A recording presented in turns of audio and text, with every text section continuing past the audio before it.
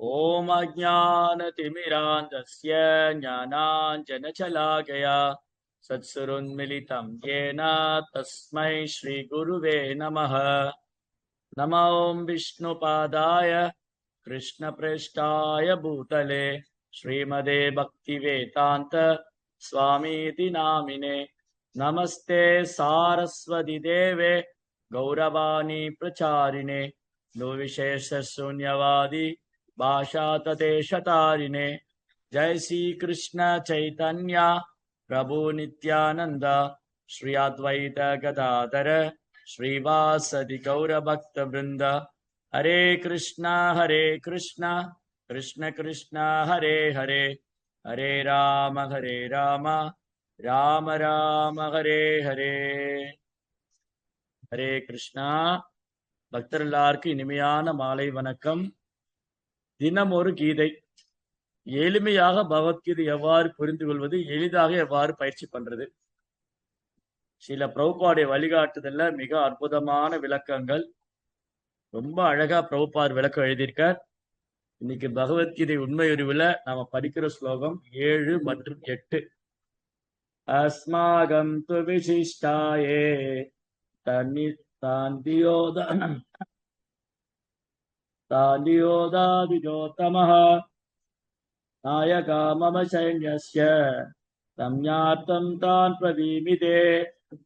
ஆனால் பிராமணரில் சிறந்தவரே, தாங்கள் தெரிந்து கொள்வதற்காக எனது சேனையை வழிநடத்தும் தகுதி வாய்ந்த நாயர்களை பற்றி உங்களிடம் கூறுகிறேன். இப்போ துரியோதனன் என்ன பண்ணாரு, நேரா துரோணாச்சாரியர்கிட்ட போனார். துரோணாச்சாரிய தான் சீஃப் கமாண்டர் இன் சீஃப், அதாவது குரு வம்சத்துடைய படை தளபதியாக துரோணர் இருக்கிறார்.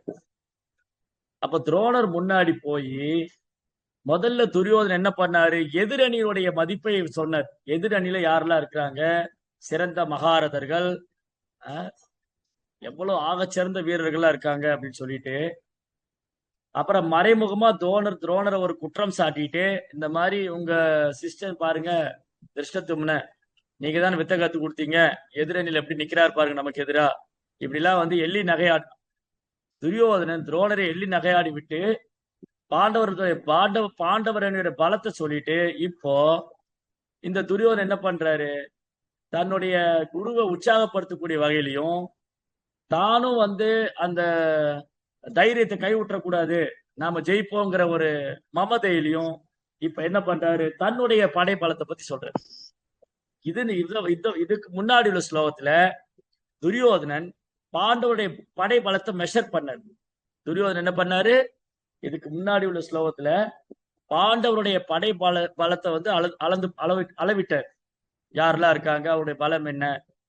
இப்போ தன்னுடைய படை பலத்தை பத்தி சொல்றாரு. யார்கிட்ட, துரோணர்கிட்ட. சரி, என் பக்கம் யாரெல்லாம் இருக்காங்க, பவான் பீஸ்மச்ச கர்ணஸ்ய கிருபச்ச சமிதிஜ்ஞயः அஸ்வத்தாம விகர்ணஸ்ய சௌமதஸ்ததைவச. மரியாதைக்குரிய தாங்கள் பீஷ்மர், கர்ணன், கிருபாச்சாரியர், அஸ்வத்தாமன், விகர்ணன் மற்றும் சோமதத்தின் குமாரனான பூரிஸ்ரவஸ் முதலிய போர் வீரர்கள் எப்போதும் வெற்றி காண்பவர்களே. இப்போ தன்னுடைய படையை விட்டு கொடுக்காம பேசுறார் துரியோதனன். ஆச்சாரியரே, நீங்க என் பக்கம் இருக்கீங்க. துரோணாச்சாரியன் பரசுராமரின் சீடர், பாரத்வாஜ ரிஷியின் புதல்வர், மிலிட்டரி ஆர்ட் ராணுவ கலையில் கை தேர்ந்தவர், மகாரதர், நீங்க என் பக்கம் இருக்கிறீங்க அப்படின்னு இப்ப துரோணரை புகழ்றார். அதனால மரியாதைக்குரிய தாங்கள், நீங்க தான் பாண்டவருக்கு குருவா இருந்திருக்கீங்க, நீங்க ஆகச்சிறந்த ஒரு போர் வீரர், அந்த வித்தையெல்லாம் உங்களுக்கு ரொம்ப எக்ஸ்பர்ட் நீங்க அப்படின்னு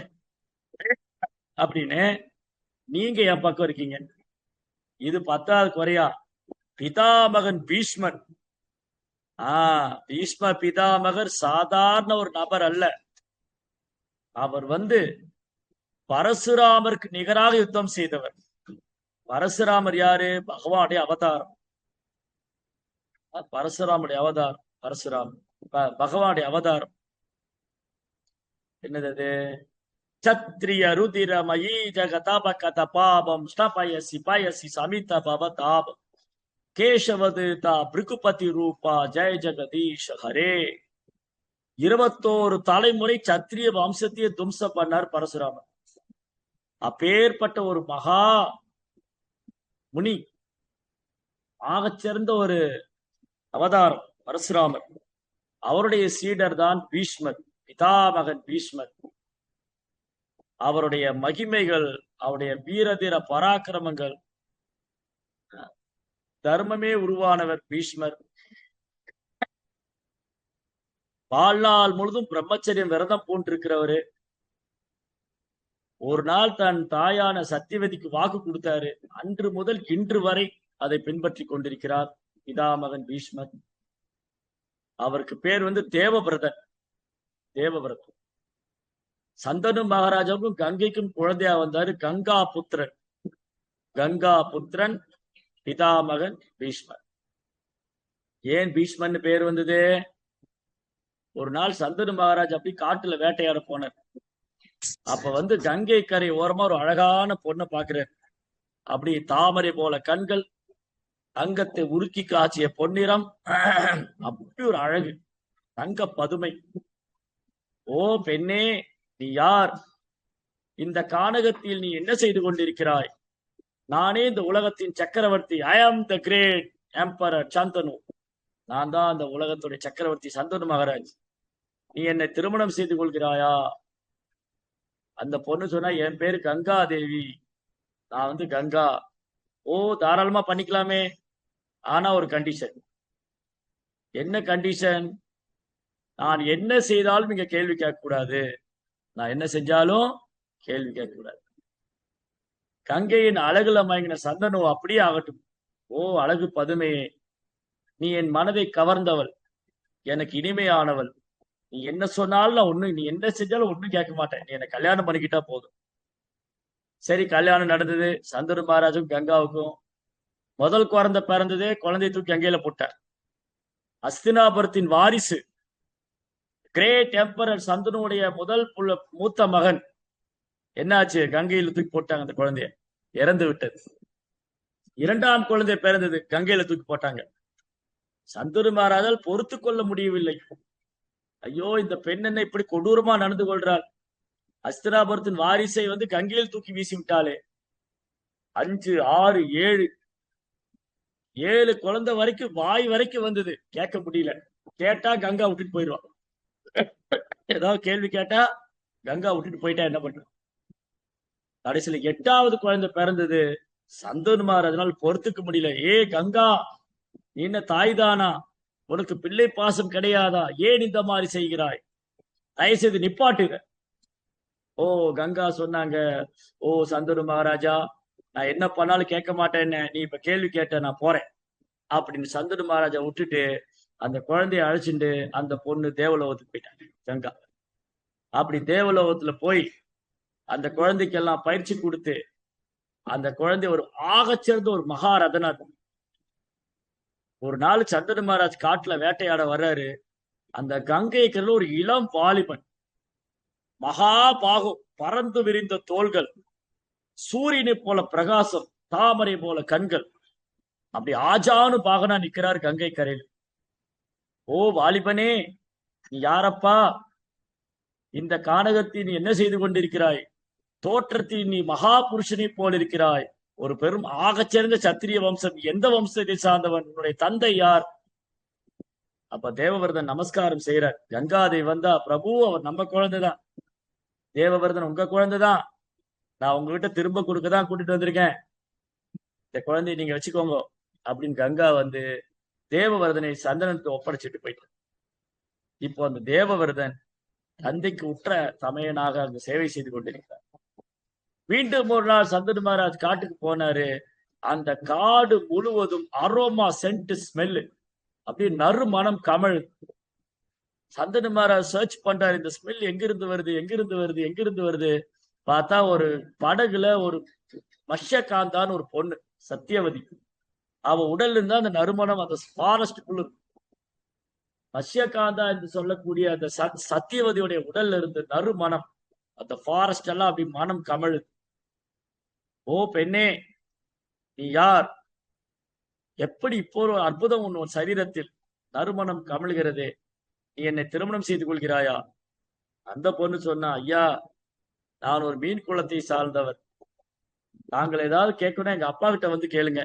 என் தந்தையார் சம்மதிச்சா உங்களை கல்யாணம் பண்ணிக்கிறேன். அப்படியே ஒரு நாள் சந்தனு மகாராஜா அவங்க வீட்டுக்கு போனாரு. சத்தியவதியின் தந்தையார்ட்ட பேசினாரு, ஐயா, உங்க பொண்ணு எனக்கு கல்யாணம் பண்ணி கொடுக்குறீங்களா? அந்த சத்தியவதியின் தந்தையார் ஒரு நிமிஷம் யோசிச்சாரு. நீங்க வந்து பாராளும் வேந்தன், சக்கரவர்த்தி, நீங்களே எங்க வீடு தேடி பொண்ணு கேட்டு வந்திருக்கிறீங்க. எனக்கு உங்களுக்கு பொண்ணு கொடுக்கணும்னு ஆசையா தான் இருக்குது. ஆனா அதுல பாருங்க, அதுல என்ன, அதுல பாருங்க, ஆனா அதுல பாருங்க, என்ன அதுல பாருங்க, உங்களுக்கு ஏற்கனவே ஒரு பையன் இருக்கான் கல்யாண வயசுல. நான் எப்படி என் பொண்ணை உங்களுக்கு கல்யாணம் பண்ணி கொடுக்கறது? நாளைக்கு அந்த பையன் தேவபரதன் தான் அஸ்தினாபுரத்து அரியாசனத்துல உட்காருவாரு. அப்ப என் பொண்ணு வந்து உங்களுக்கு, உங்க மகனுக்கு பணிவிடை செய்யற வேலைக்காரியா தானே இருக்கு. அதனால எனக்கு விருப்பம் கிடையாது, உங்களுக்கு நான் திருமணம் செய்து வைக்க மாட்டேன். சந்தனு மகாராஜா ஏமாற்றத்தோடு திரும்ப வந்தார் அரண்மனையில. தேவவர்தன் பாக்குறாரு, அப்பாவுடைய முகத்துல ஒரு ஸ்லோகம், கவலை, உற்சாகம் இல்ல. என்ன, காட்டுக்கு போயிட்டு வந்திருந்து அப்பா வந்து ஒரு டல்லா இருக்காரு. கேக்குறாரு, அப்பா சொல்ல முடியுமா பையன்ட்ட, நான் பொண்ணு கேட்டு போனப்பா தரமாட்டேன்னு. பையனுக்கே கல்யாண வயசாச்சு. பையனுக்கே கல்யாண வயசாச்சு, பையன்கிட்ட போய் சொல்ல முடியுமா நான் பொண்ணு கேட்டு போன தரமாட்டிட்டாங்கன்னு?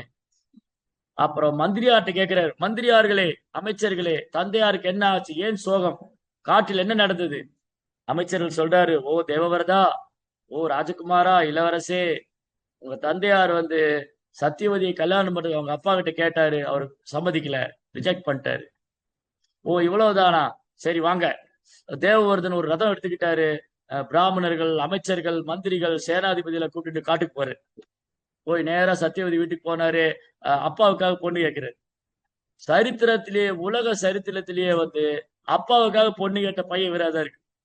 பெரும்பாலும் அப்பாக்கள் தான் பசங்களுக்கு பொண்ணு கேட்டு போவாங்க. இங்க தேவவர்தன் அப்பாவுக்காக பொண்ணு கேட்டு போனாரு. நீங்க வந்து எதனால எங்க அப்பாவை ரிஜெக்ட் பண்ணீங்க? ஏன் உங்க பொண்ணை எங்க அப்பாவை கல்யாணம் பண்ணி தர மாட்டேனீங்க?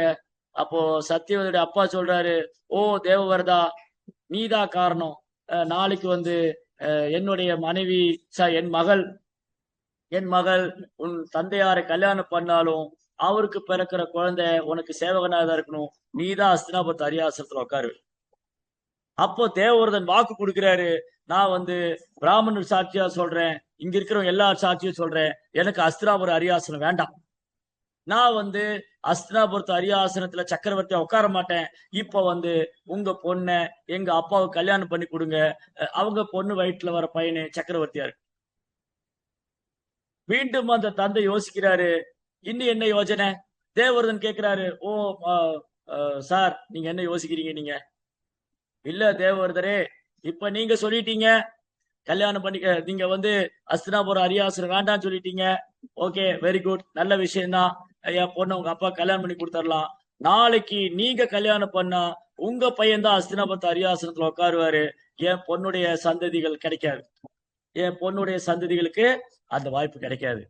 அப்போ தேவவர்தன் சொல்றார், அப்ப வந்து தேவவர்தன் சொல்றார், அந்த சந்திரன் சாட்சியாக, சூரியன் சாட்சியாக, அக்னி சாட்சியாக, பிராமணர் சாட்சியாக, அமைச்சர்கள் சாட்சியாக, மந்திரிகள் சாட்சியாக, சேனாதிபதி சாட்சியாக நான் வாக்கு கொடுக்கிறேன், ஓ சத்தியவதியின் தந்தையாரே, நான் வாழ்நாள் முழுவதும் திருமணமே செய்து கொள்ள மாட்டேன், பிரம்மச்சரிய விரதம் இருக்கு. எத்தனை வயசுல? 16, 17 வயசுல.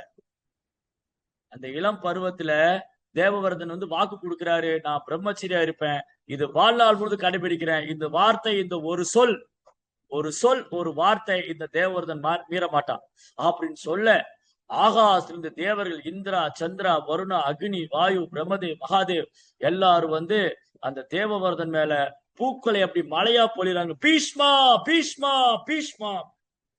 ஓ வெரி நைஸ். அன்னையிலிருந்து அவர் பீஷ்மா என்று அழைக்கப்பட்டார்.